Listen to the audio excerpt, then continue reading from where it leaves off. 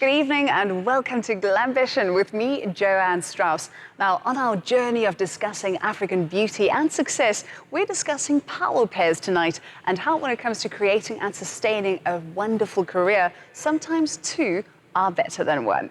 In studio with me, we have Nicole Flint, former Miss South Africa, but now top actress, and Keough, also South Africa's sexiest man. I see how you look at her to just see, is it okay to actually take that compliment? Your check's in the post. You know what I mean? Is it a difficult sort of task to both be actors?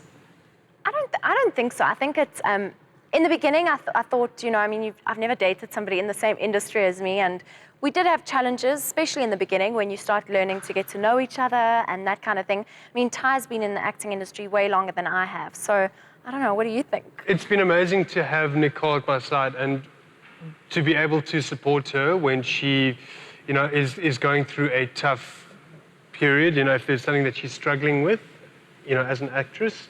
And then also to get, you know, to have somebody to go through my script with me and to support me when I'm also going through a tough time. When you two met, you actually had to have a scene where you were having Sexual intercourse. You said it. It's after 8 o'clock. So that's actually how you met. You had to do that. And only after that you started dating. In fact, your brother made a funny comment on that. He actually made a very funny comment. You know, he said you actually with your boyfriends in the sack before you actually date them. And I thought, what a horrible thing to say to me. And then I actually stepped back and I thought for a moment and I thought, oh, that's what he's talking about, because that's how it actually all started. I was, you know, on the show that he was on, and I was just a guest role, and Ty fell for me and his character, and so on and so forth. And then life imitated art. Yeah. Yeah. And it was very difficult because I've never done that. You know, I've never acted before, and you know, there were questions on my mind going, am I supposed to kiss him, like just kiss him, or am I supposed to kiss him with tongue? It was little things like that. Like, is it supposed to look that real? So what did you do? We didn't kiss with tongue. No, there was no And I tongue didn't ask involved. him either. I wanted to ask him, but I thought, let me not ask him. You go and like sort of make sure you had breath mints No, and she stuff, kept me brush the wanting. teeth. Like, I wanted to know more. She didn't give it all away straight True away. lady, true lady. Now, She held all the back. two of you, how do you feel actually about taking the relationship and being in the public eye? Because both of you are public figures, so it makes it a little bit easier. It does, and I think, you know, in the beginning we wanted to keep it really sort of quiet and not have, you know, the media, especially print, phoning us every week going, please, can you just, you know, I mean, we had people coming up to us from magazines and saying, please just kiss for us for a photo. And I thought, you know, Ty looked at them and went, no. No, it's not going to You happen. can't, you know, and it was difficult for me to finally take that step and go, Ty, you know, everyone knows anyway, but we won't give them, you know, that ammo. Intimacy, yes. That's it. As much as the media builds up couples, sometimes they also enjoy watching the demise thereof. I think that was one of the big reasons that we kept our relationship out of the media, especially during, you know, early days. Yeah. We wanted a solid foundation, and I didn't want to put, you know, every moment that we were together out there for people to comment on and to form an opinion. And you know, if it's out there, people are allowed to, you know, say what they like. So I think initially we wanted to build a strong foundation. And also as individuals apart, I think, as well. Like, absolutely. Ty has his own brand and I have my own brand. And that's not our identity. We're not just a couple. Yeah. We're two individual people. And as you said, we complement each other. We spoke to a couple in Paris where the woman actually left South Africa, moved to Paris. They have a baby, beautiful, beautiful baby. And now her husband is helping to support her to develop her jazz career.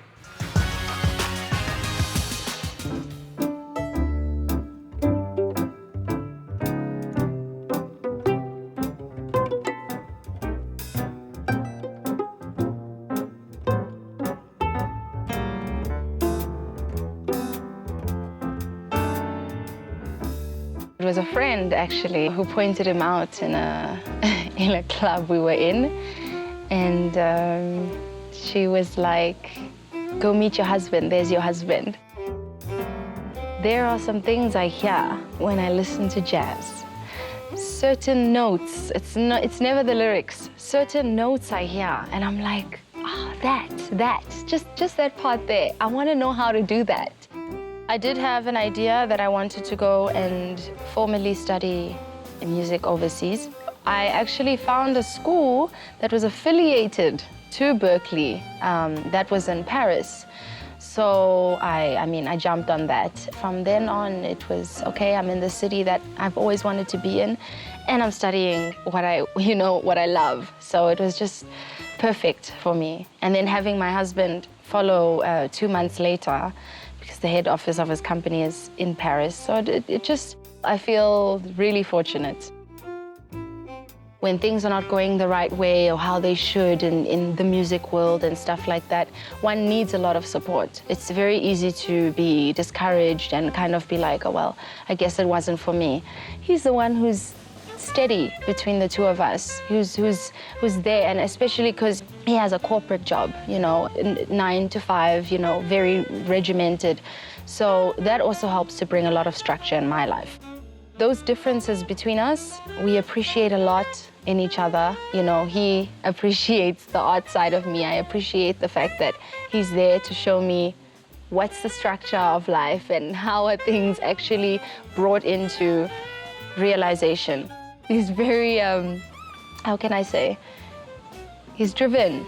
He's driven and he's very ambitious and he's aggressive about it, Family's been awesome. They are so grateful to have him. My mother, she'll constantly say, that I just say thank you. And I'm like, what do you mean thank you? And she's like, thank you for loving my baby. For her, it's just, she feels so like she's gotten a gift. And then she gets a granddaughter on top of that. He's really a wingman, a great one at that. I can't say that I would be at the level which I am, with all the difficulties that come with what I do. I can't say that I'd be where I am, had it not been for the support he's given me. It's wonderful to see couples supporting each other and just the love. What would happen if Nicole ever had to do a love scene with another actor or vice versa? Let's just say he would have a little talking to beforehand. No, I'm only joking. It's all about trust. Mm-hmm. And I completely trust her. And I think that if she trusts me, it wouldn't be an issue. Yeah, and it happened after we had met, on the show that Ty was on, that, he also had his girlfriend on the show, and they had to do kissing scenes and make it believable, and it's just part of the job, and a lot of people don't realize that, like, you're going to work to be a lawyer, you're a doctor, you're a teacher, you're a dentist.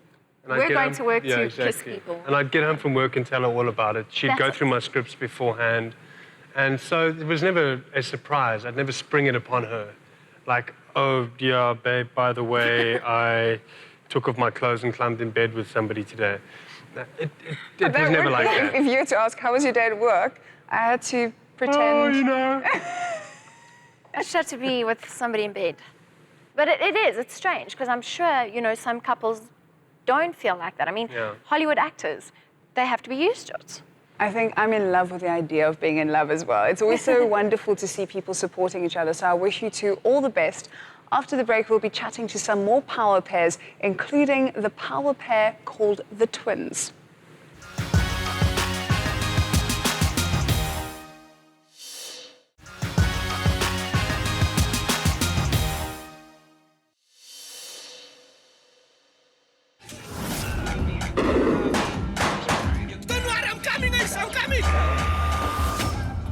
When we were working on the Fat Joe show, Joey was an extra in the opening sequence of the Fat Joe show. I praise Lord that I'm not where I used to be. So, started from the bottom, now we're here.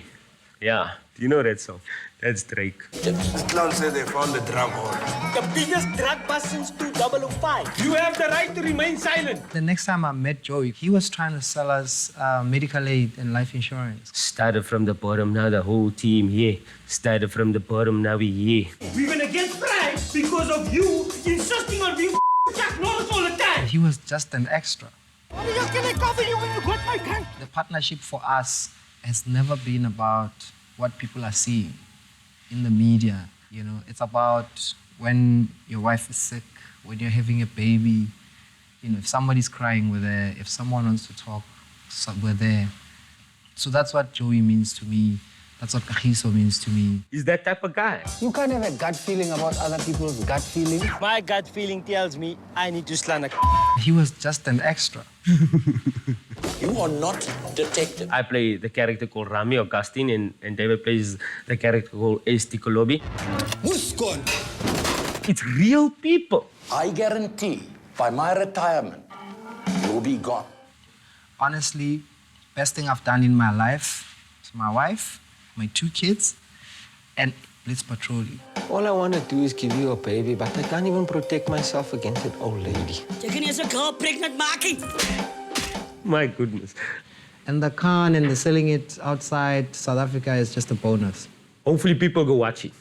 That's the thing. Because we're going to Cannes. That means nothing if the people in your own country don't go watch your movie.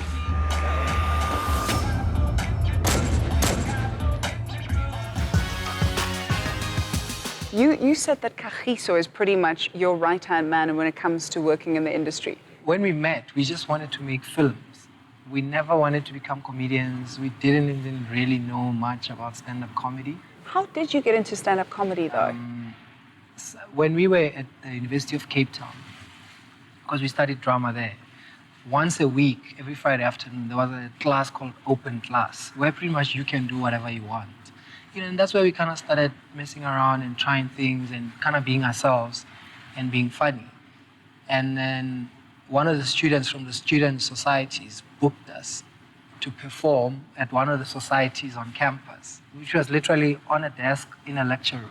You and Kagiso together. So this is how the power pair This is started. literally how we started. Doesn't he get jealous when, for example, you're doing something with Joey Rasdien now? I mean, Well, you're almost like in a comedy threesome. He's put together a lot of people. So Blitz he's the one who wrote Blitz for me, for Joey, for Chris Forrest, for David Keough, for Mal Miller.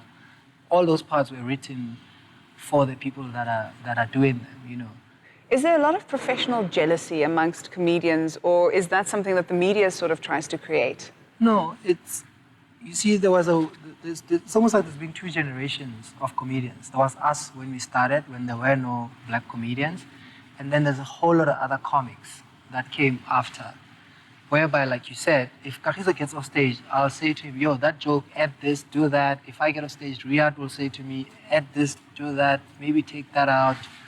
And the difference now is today's comics, they'll probably take that for themselves and add it and change it for themselves and pretty much run with it. So where we sit, and us and our friendship, we still hang out with the same people. Just that we're families now, we live a bit far from each other, but when we see each other, it's awesome. Whereby half of the time, it's a struggle to find the other new comics together in the same room. Have you ever stolen a joke from Kagiso, or has Kagiso ever stolen a joke from you? No, but he's had such hits that I wished I had written. Everybody gives something that you wish you should have done, or you should have added, or you should have approached. I've never written a joke in my life. Like, I might make a note, like, Nolene, Anonymous, and then I'll work it out on stage. Like, I have an idea what I want to say. But if I forgot it, I'm going to look at the same piece of paper like 6 months later. I won't even remember what I wanted to say. But I've never word per word written out or write out. And some comedians do. Some comedians write material. And Word by word.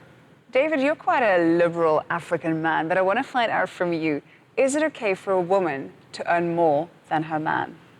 Oh, I would love it. I would stay home, look after the kids, go online and shop where people shop these days, and just download things. We actually sent our Glambition camera out to find out if it's okay from the man on the street for a woman to earn more than a man. Women who earn more than men. I'm all for it, Definitely, I was raised by a woman, so I'm all for it, of course. I don't mind if a woman earns more than me. I don't think it's a problem. I think it's very common these days. But I feel that women should still perform the duties that women perform even when they don't go to work. Be at home, we look after the children and the house. It's a good thing. It's good for women to sort of put themselves out there and see how far they get. I don't think anything bad about it.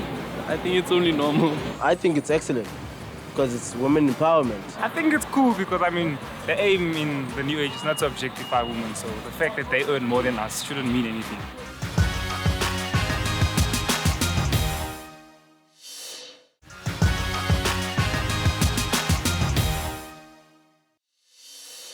Joining me now in studio are a power pair of note. I think Ntando and Hlelo Masina are absolutely the most fabulous twins on TV and in the world. I love your fashion sense, firstly. Thank you, Joanne. Thank you so much. Ladies, you've been in the industry now for 5 years as a pair. Do you think that your success would not have happened if you just had embarked on solo careers? Geez, this is a very good question, Joanne. But, you know, we were born together. We've done everything together. And you know, a lot of people generally ask, but I think, you know, we're movements by ourselves, but when we're together, it's a force. Yes.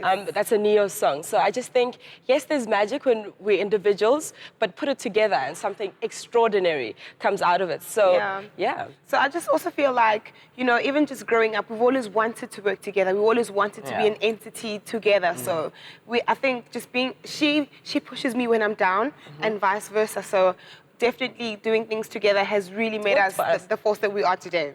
You're like in sync, in perfect sync. Even your outfits, when you guys, do you read each other's minds? I mean, how close? Sometimes. There's times when maybe she'll be like in the bedroom and I'll be in the bathroom and then we'll start singing the same song at the same time. And I'll be like, okay, that was weird. That awkward moment. But I mean, yeah, we are so in sync with each other. We do think the same thoughts at the same time and say the same things at the same time that are like so out there. But also at the same time, we're very different. And I think that's what makes a power couple. You can't be the same. You know, like she said, if one of us is down, you need the other one to lift the other one up, you know? So it works. It strikes that balance. We're also Libras, the scale. So we do balance each other out. With your reality show, I mean, the first twins to get a reality show, and I watched the episode where you went to the Sangoma, or did you go to the fortune teller? I went to Sangoma and she went to the fortune teller. What kind of messages did you guys actually want to bring across with the show? Because what I got was that you were showing both sides of the tales. Almost, you know where you come from and you know where you're going to. You sort of showed the yin and the yang of the country. Yeah, and I mean, we are like the yin and the yang, you know, because what we were really trying to show is that as much as we are twins, and a lot of people do think that we're like one person, we are so different. We do things differently. The way that Hlelo's gonna solve a problem is not the way that I'm going to solve a problem, because Hlelo's like, I think we need to talk about it. And I'm like, girl, we're going to take her down. You know what I mean? So, I mean, we were just trying to show the different ways in which we would go about finding out about our roots or, you know, finding out about the future. And it was just interesting to portray it in that way. And we're black. You know, I mean, it's nice to be glamorous and, you know, be Glambitious. Glambitious. Sorry. It's nice to be glambitious. But yeah, you know, we're rooted spiritually. And, of course, you got to know, you know, where you come from. So that part will always be, you know, a part of us. So it's not something that you should ignore, you know, doing what we do. Do people ever compare the two of you? And how does that make you feel? They do. People do compare us a lot. But we don't feel anything because, I mean, like we were saying, you know, Joanne, I mean, I think you know us. I mean, we keep on bumping into each other all the time. And I think you know Hlelo's character. You know my character. And Hlelo has her fans. I have my fans, which actually comes to show you that we are different. Because, I mean, she has so many followers on Twitter. And I follow both of you on Twitter. I did notice one has more followers than the other. She does. Why? I don't know. It's just that maybe some people just think she, you know, she's frequent on Twitter. Maybe you know, because maybe I don't tweet a lot, so they feel like, okay, let's just go to her. She's the PC one who will actually reply. Yeah, You're like... and I'm like, okay. But you know, and it's not like I don't appreciate all the love and everything. I do. It's just that sometimes I don't know what to say. It's overwhelming. I'm like, okay, what should I say? I even ask her like, what should I say? You know, help me out a little bit. So, but it's also personality traits as well, because I am the more talkative. I don't want to say it like that. You're not more talkative. It just depends on the occasion. Yeah. So I generally talk more. Let's put it like that. Yeah. And that make you happy, sis? So maybe that's why. Maybe. So. When it comes to actually dressing, do you always coordinate? Is this something that's typical of twins? Yes. The twins we meet, because now we've just become like the pedestal or the benchmark of all twins. Yeah, like all twins just want to know about us. Like, okay, guys, my twin did this. What should I do? I'm like, okay, I'm not like the twin guru, but you know, I'll just give you the twin whisperer. Yeah, the twin whisperer. You know, we meet a lot of twins, old and young. And of course, when we were younger, we used to dress the same. But, you know, more when we started growing up, you know, our different personalities, she's like very sort of edgy and she's not afraid to take risks and whatever. I mean, as you can see. Yeah. So we always do try coordinate depending on the occasion, but we always like to keep the same color or theme going. So you can see that, you know, although we're a unit. Two, but we're a unit. So what is African beauty? Beauty comes from within. And I think the older I've gotten, I'm actually starting to see is beauty is confidence. It's what you exude, what you put out there. It's got nothing to do with what your physical attributes are. Yeah. Yes, some guys may like, you know, the more voluptuous girls, and good for them. Some guys may like the thinner girls, which is us, and good for us. It doesn't mean we're starving ourselves. We're still healthy. We eat well. a lot. We eat I know you don't. I saw you guys eat. You eat.